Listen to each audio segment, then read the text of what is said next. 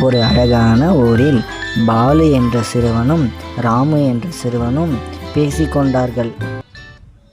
ராம், வாடா, நம்ம பாட்டி வீட்டுக்கு போயிட்டு வரலாமாடா? வாடா போலாம்.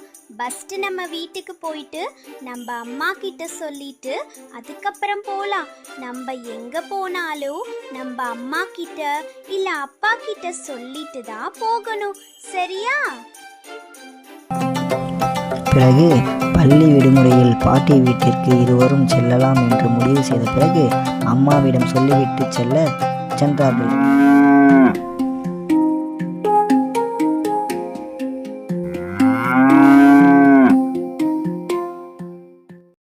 அம்மா, நாங்க 2 பேரும் பாட்டி வீட்டுக்கு போயிட்டு வரோமா? பார்த்து பத்திரமா போயிட்டு வாங்கப்பா.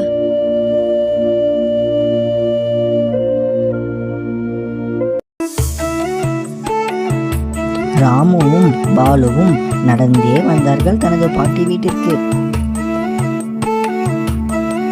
வாங்க செல்லங்களா, வாங்க. அம்மா எப்படி இருக்காங்க? எல்லாரும் நல்லா இருக்காங்க பாட்டி. நீங்க நல்லா இருக்கீங்களா பாட்டி? சரி பாட்டி, தாத்தா எங்க? அப்படியா செல்லம்? சரி, உங்க தாத்தா கழனிக்கு போயிருக்காருப்பா. இப்ப வருவாரு, நீங்க வந்து சாப்பிடுங்க.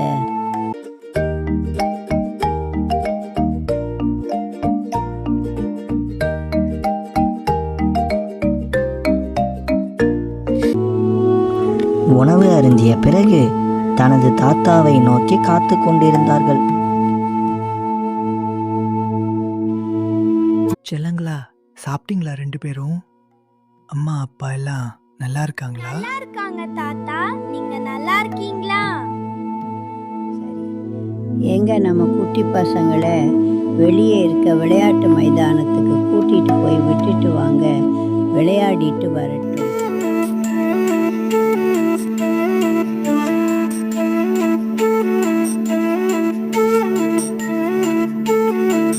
செல்லங்களா, பார்த்து பத்திரமா விளையாடுங்க. தண்ணி ஆழமான எடுத்துக்கலாம், போகக்கூடாது, சரியா?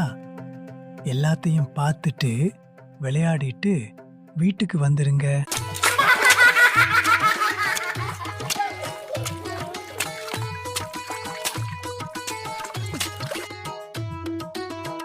ராம், ஜாலியா இருந்துச்சுல நம்ம விளையாடுனது?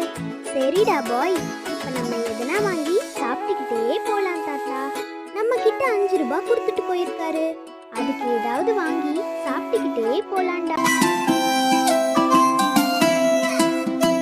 எனக்கு அந்த சாக்லேட் 2 கொடுங்க, அப்புறம் பிஸ்கெட் 2 கொடுங்க. ராம், வாடா, நம்ம அந்த ஃபுட்பால் கிரவுண்ட் போய் விளையாடிட்டு போலாம்.